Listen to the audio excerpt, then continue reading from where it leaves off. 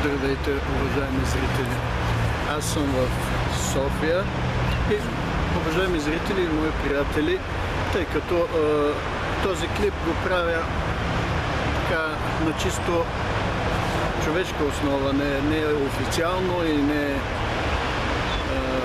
кой знае колко, нали, как да кажа, по специален повод. Пристигнах в София и слизайки от метростанцията, Софийски университет, исках да започна разходката си из София от университета, където съм учил, но изхода от метростанцията ме изкара ето тук. Виждате, това е паметника на Съветската армия. Там пише, да не видя са го променили, ще да след малко. Заедно ще отидем да видим какво точно пише. На братята освободители от признателна България, една голяма лъжа. И аз извадих камерата, пуснах я, даже все още не съм се оборудвал, тук ще се сложа отпред и отзад, или по съответния начин, залепени с стиксо моите плакати и ще обикалям днес из София да протестирам за свобода в образованието. Аз съм учител по философия, който се бори, ратува за свобода в образованието. Та вижте, разгледайте, полюбувайте се на паметника на окупаторите на България, които са ликвидирали, посекли българската свобода за половин век. А вече четвърт век ние не можем да осъзнаем какво нещо е свободата, тъй като сме отучени от свободата. Разучили сме се да живеем в условия на свобода. Масовият българин не разбира какво е свободата, не я цени, не я обича. Причината за това е всичко, нали, за всичко, което сме в момента. Главната причина е това, че сме живели в несвобода, в комунистическо робство, да го кажем така директно.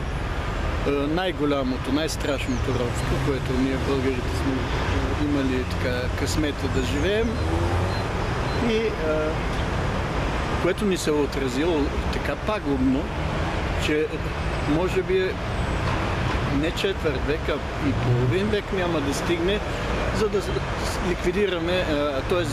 да се оттърсим, да се избавим от пораженията, които комунизма е нанесъл на българската душа. Аз няма да ви говоря тук някакви беседи, просто ето поставям един акцент. Така стана, аз не съм го търсил това специално. Метростанцията ме изведе и първото, което видях. Между другото, тази метростанция от летището, българи, които пристигат от чужбина, сигурно пак слизайки в центъра, ще видят паметника на окупаторите. Малко по-нататък, вече като тръгнат да се разхождат, ще видят паметника на Царя Освободител, който е качен на кон, в краката, в копитата на коня стои Българското народно събрание.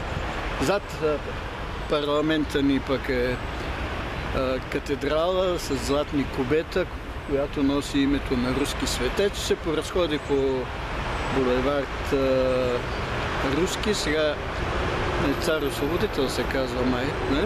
Да, Цар Освободител. След това по Дундуков, Корсаков, след това по Игнатиев, ако иска, по Гурко, по който си иска, все руски генерали, така, все наши освободители. България, руснаците са искали да направят своя губерния и доста са успели в тази посока. Слава Богу, че сме имали българи като Стефан Стамболов, като Захари Стоянов, като Христо Ботев, Васил Левски и прочие, които са съзнавали какви беди ще ни нанесе руския освободител.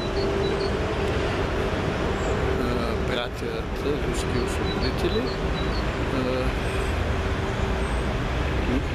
така наречения голям брат. Хайде да се разходим малко нататък, за да се взема багажа. Ще видим по-отблизо този паметник и след това потегляме. Така, аз за да мога да